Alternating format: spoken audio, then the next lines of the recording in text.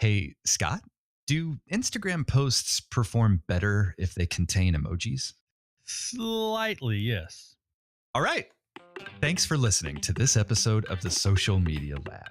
We really hope you enjoyed this Whoa, episode. whoa, whoa. Hey, wait a minute. There's a lot more to it than this.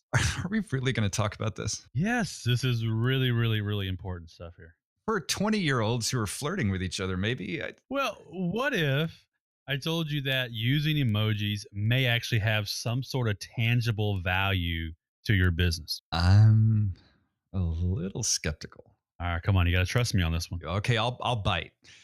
What is the business value of an emoji? Well, our friends over at Quintly conducted a study of about 29,000 Instagram accounts, Uh-huh.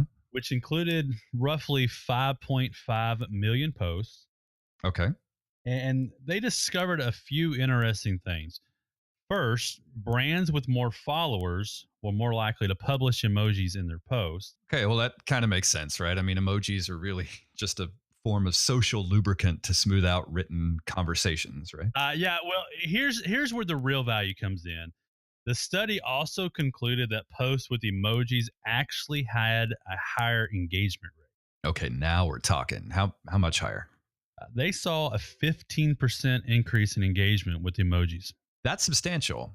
Okay, so according to Quintly's study of 29,000 Instagram profiles, which included over 5.5 million posts, posts with emojis get on average 15% more engagement. That's right.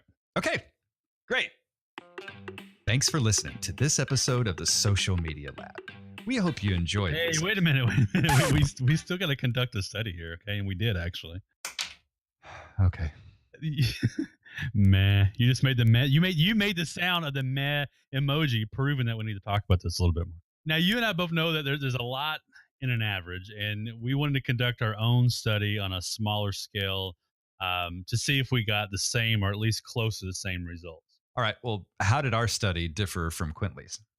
Well, we compiled data from two different sources. First group was a group of long established and active Instagram business accounts that we actually own that I have access to. Okay.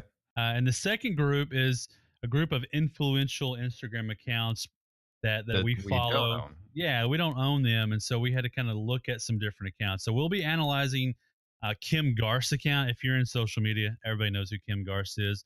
We're going to look at our own Aaron Lee. Aaron Lee's got, bazillion followers everywhere, and he works for us at Agora Pulse.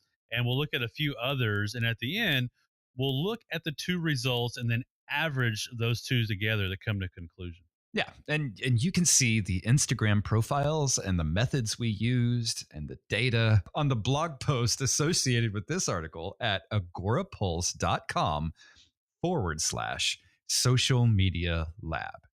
Now, I just want to add, Scott, you ran this test on two data sets, took into account some anomalies, and then reran it again.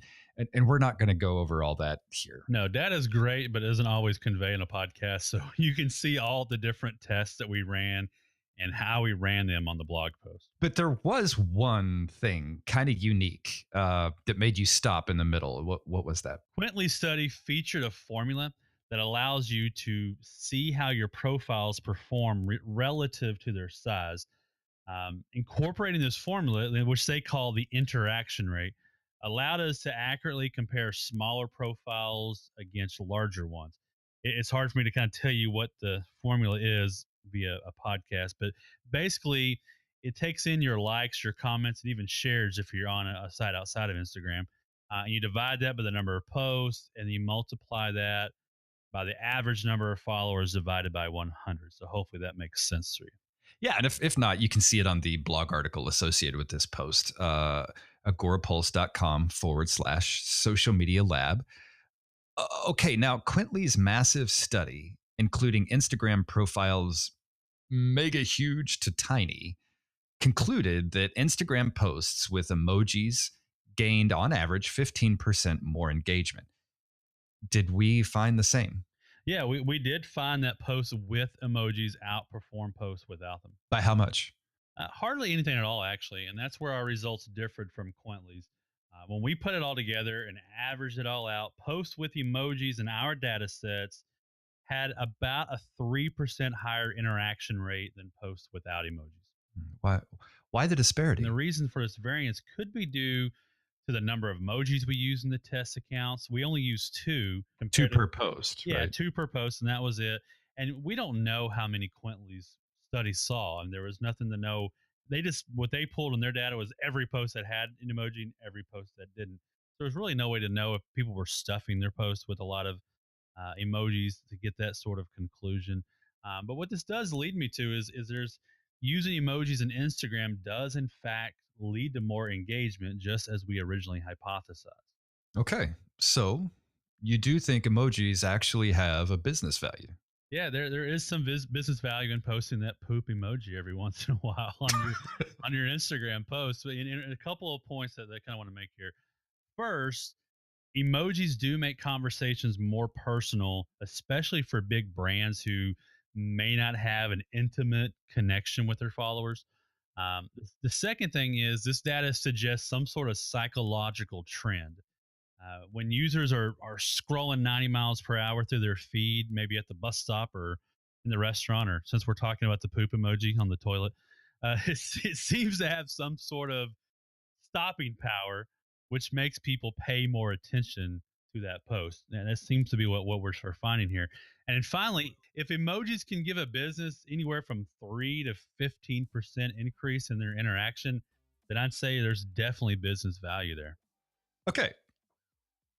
Can I really do it this time? Cue the music, maestro.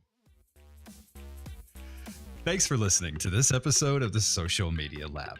Is there something you'd like the Social Media Lab to test for you? You can give us a shout out on the Agora Pulse Facebook page. That's AGORAPULSE. We look forward to hearing from you.